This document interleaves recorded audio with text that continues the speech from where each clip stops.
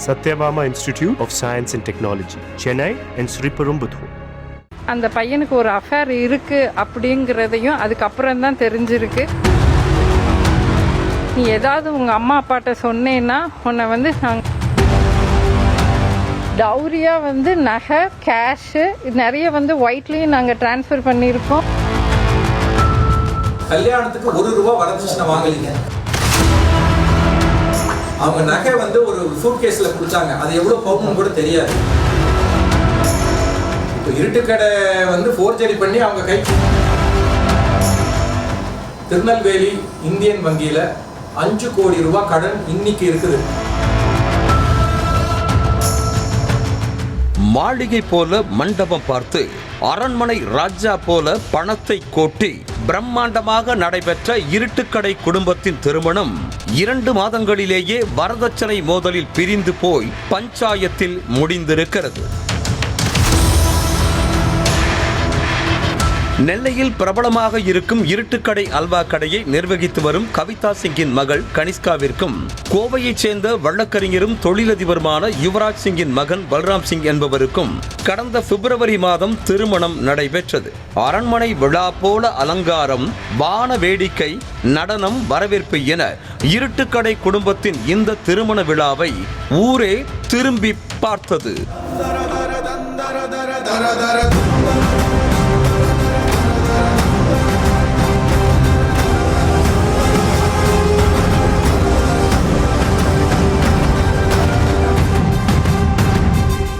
ஆனால் யார் கண் பட்டதோ 2 மாதங்களில் பிரம்மாண்டமான திருமண உறவு பஞ்சாயத்தில் முடிந்து வீதிக்கு வந்திருக்கிறது.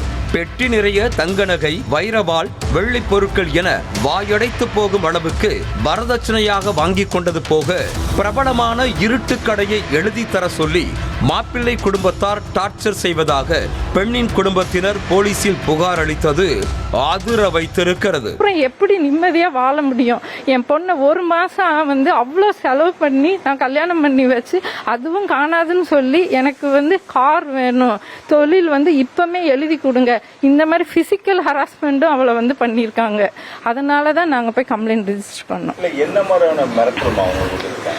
என்ன மாதிரினா என் பொண்ணை வந்து நீ இதெல்லாம் சொன்னேன்னா உன்னை நான் கொன்றுவேன்னு அவளை மிரட்டல். எங்களை வந்து பிஸ்னஸ் நீ எழுதி கொடுக்கலன்னா உன்னையெல்லாம் வந்து நாங்கள் என்ன உண்டுன்னு பார்த்துருவோம். திருமணம் முடிந்த சில நாட்களிலேயே மாப்பிள்ளை பல்ராம் சிங்கிற்கு வேறு ஒரு பெண்ணோடு தொடர்பு இருந்தது கனிஷ்காவிற்கு தெரிய வந்ததாக கூறப்படுகிறது. தகாத உறவில் இருக்கும் பெண்ணுக்கு சேவை செய்ய வற்புறுத்திய பல்ராம் சிங் உடனடியாக விவாகரத்து கேட்டு அடித்து துன்புறுத்தி ரண கொடுமையை அனுபவிக்க வைத்ததாக குற்றச்சாட்டு முன்வைக்கப்பட்டிருக்கிறது. ஹரிதாவோட பொண்ணுக்கிட்ட கூட்டிட்டு போய் அவளுக்காக அடிமையா இருந்து அவளுக்கு எதாவது செய்யலைன்னா சூசைட் அளவுக்கு நான் உன்னை த்ரெட்டன் பண்ணிடுவேன், அண்ணனும் தம்பியும் சேர்ந்து என்னைய டைவர்ஸ் கொடுத்துரு, உன் வாழ்க்கை இவ்வளோதான், நீ டைவர்ஸ் கொடுக்குற அப்படின்னா அந்த பொண்ணோட லிவிங்கில் இருப்பேன். அவங்க அப்பாவும் அந்த அண்ணன் தம்பி 2 பேரும் சேர்ந்து உங்கள் அம்மா கிட்ட இந்த ரூபா வாங்கிட்டு வான்னு மிரட்டி என்னை அனுப்பிட்டாங்க அவங்க வண்டியிலேயே. உங்களுக்கு ஏதாவது உயிருக்கு ஏதாவது பாதுகாப்பு இல்லை நாங்கள் ஏதாவது உங்களை ஏதாவது த்ரெட்டன் பண்ணாங்களா? அப்படி ஏதாவது பண்ணியிருக்காங்களா? அவங்க எனக்கு கொலை மிரட்டலே பண்ணியிருக்காங்க சார், ஃபிசிக்கலாகவும் இது பண்ணியிருக்காங்க. தகாத உறவில் இருந்த பெண்ணை அழைத்து வந்து மனைவி முன்பாகவே அந்த மாதிரி நடந்து கொண்டு மன உளைச்சலுக்கு ஆளாக்கிய பல்ராம் சிங் வெளியில் சொல்லக்கூடாது என அடித்து மிரட்டி பணிய வைத்து தொந்தரவு செய்ததாக கூறப்படுவது இன்னும் அதிர்ச்சியை கிளப்பியிருக்கிறது. 10 days அவங்க வீட்டில் இருந்திருக்கானா ஒவ்வொரு தடவையும் வந்து அவளை வந்து அவ்வளோ ஹராஸ் பண்ணியிருக்காங்க பிசிக்கலாகவும்.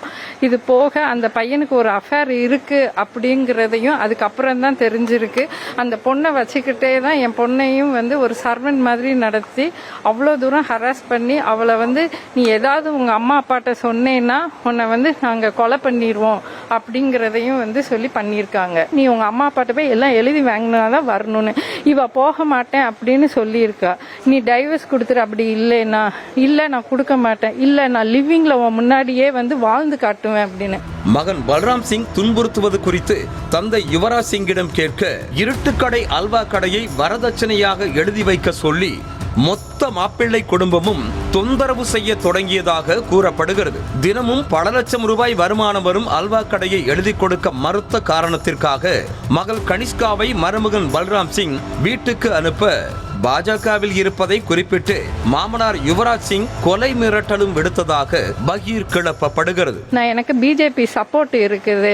இது போக எனக்கு பிஜேபி சென்ட்ரல் கவர்மெண்ட்லேருந்து ஸ்டாண்டிங் கவுன்சிலுக்குள்ள போஸ்டிங் கொடுத்துருக்காங்க. அதனால எந்த டிபார்ட்மெண்ட்னாலையும் எந்த ஒரு டாக்குமெண்ட்டையும் நான் வந்து பொய்யா அங்கே வந்து கொடுத்துருவேன். உண்மையா இருக்கிறத பொய்யாக்குவேன், பொய்யா இருக்கிறத உண்மையாக்குவேன். இதுக்கு நீங்க சப்போர்ட் பண்ணல அப்படின்னா உங்களை யாரையும் வாழ விடவே மாட்டேன். எனக்கு பிசினஸ் எழுதி கொடுத்தே ஆகணும். வாங்கிய வரதட்சணை போதாது என 1.5 கோடி ரூபாய் டிஃபெண்டர் கார் வேண்டும் என பல்ராம் சிங் குடும்பத்தினர் கேட்கவே காருக்கு முன்பதிவு செய்ததாகவும் கூறப்படுகிறது. காத்திருப்பு காலம் முடிந்து கார் வர தாமதமானதற்கு கூட பிரச்சனை செய்து மகளை அடித்து துன்புறுத்தியதாக அடுக்கடுக்கான புகார்களை அடுக்கினார். டவுரியா வந்து நகை, கேஷ் நிறைய வந்து ஒயிட்லயும் நாங்க டிரான்ஸ்ஃபர் பண்ணியிருக்கோம். இந்த 1.5 கோடி ரூபாய் டிஃபெண்டர் கார் வேணும்னு புக் பண்ணிட்டோம். லேட் ஆகும்போது அதுவும் ஏன் லேட்டுன்னு சொல்லி அவ்வளோ டார்ச்சர். என் பொண்ணை பிசிக்கலா ரொம்ப ஹராஸ் பண்ணிட்டாங்க. அவ இங்க வந்த உடனே நான் அன்கான்சியஸ் ஆகி காவேரி ஹாஸ்பிட்டல் அட்மிட் ஆகி இருந்தேன். ஒரு பக்கம் மாப்பிள்ளை குடும்பம் மீது இருட்டுக்கடை உரிமையாளர் புகார்களை அடுக்க, இன்னொரு பக்கம் மாப்பிள்ளை குடும்பம் இருட்டுக்கடை உரிமையாளர் மீது அடுக்கடுக்கான புகார்களை கூறியிருப்பது திடீர் திருப்பமாக உள்ளது. இருட்டுக்கடையை எழுதி கேட்க வேண்டிய அவசியம் இல்லை என்ற மாப்பிள்ளை குடும்பத்தார் அந்த கடை கவிதா சிங் கைக்கு கை மாறியதிலேயே பல குழப்பங்கள் இருக்கிறது என புதிய குண்டை தூக்கி போட்டார்.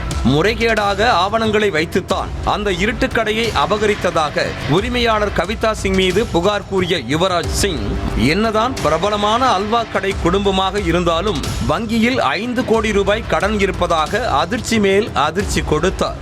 மேலும் மருமகளாக வந்த கனிஷ்கா வீட்டுக்கு தாமதமாக வருவது, எதிர்த்து பேசுவது என பல நேரங்களில் பிரச்சனைக்கு காரணமாக இருந்ததாக கூறிய மாமனா வீட்டோடு மாப்பிள்ளையாக வர மறுத்ததால் தான் தகராறு செய்வதாக கூறினார். ₹1 வரதட்சணை வாங்கலீங்க.